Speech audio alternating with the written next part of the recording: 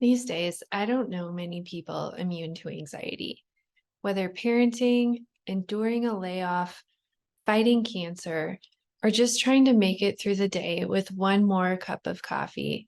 We are all facing a world of troubles that have the potential to wreak havoc on our mental health.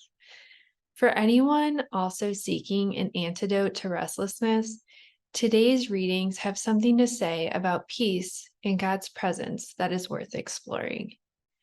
In today's reading from Jeremiah, the prophet speaks of his persecutors insulting him, trying to incite fear and failure.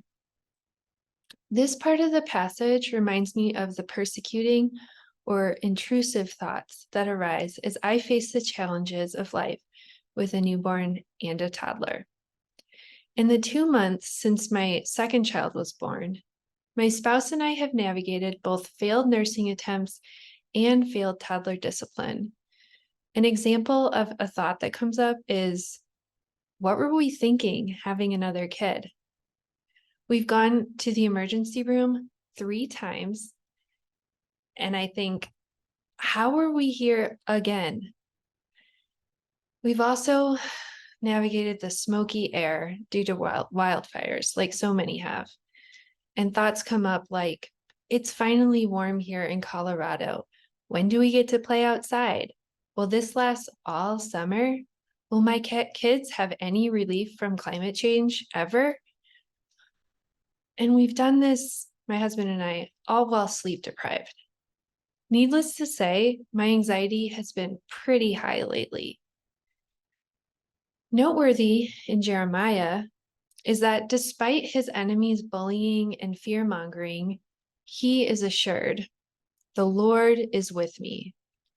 I remember that the challenging thoughts that arise in anxious moments come from a voice that is seemingly not my own nor God's. Instead, when I pause and listen, I notice that God shows up as a peaceful, energetic response to my anxiety. Though anxious thoughts can seem all-consuming, I am not alone in moments of darkness. Peace is near. In today's gospel from Matthew, Jesus tells his disciples, and therefore us, that he speaks in darkness. I resonate with this as God speaks in the figurative darkness in my head. In whispers, Jesus reminds us in this passage. When the intrusive thoughts invade, I remember that I have the ability to quiet the mean voices when I get quiet and still.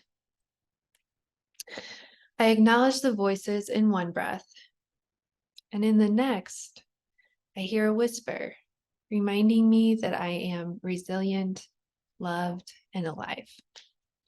This is God's voice, a gift that brings stillness and peace.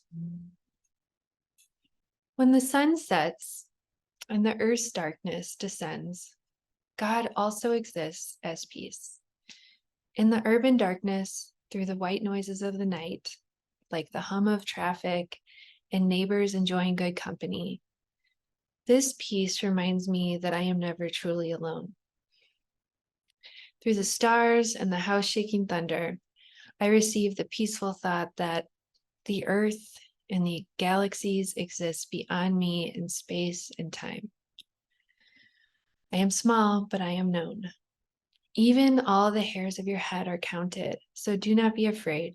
You are worth more than many sparrows, Jesus reassures us in today's gospel. Staying present to peace can be hard, since anxiety can be enticing and life is busy. I was holding my 2-month-old as I wrote this reflection. In low moments, I sometimes question whether peace will actually even come, since sometimes I squander my opportunities to pause and connect with myself and God. Words from today's second reading arise. Jesus Christ, overflow for the many.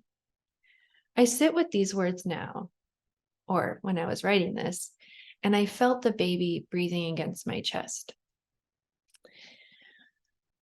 I contemplated that the peace of God is overabundant and overflowing. There is no such thing as last chances with peace that knows no bounds. Peace will continue to show up for us in its many forms as an antidote to life's various challenges. May we continue to notice it and relish in it. May we also cultivate the peace we meet, not only for ourselves, but also for those around us who might need a reminder that God is near.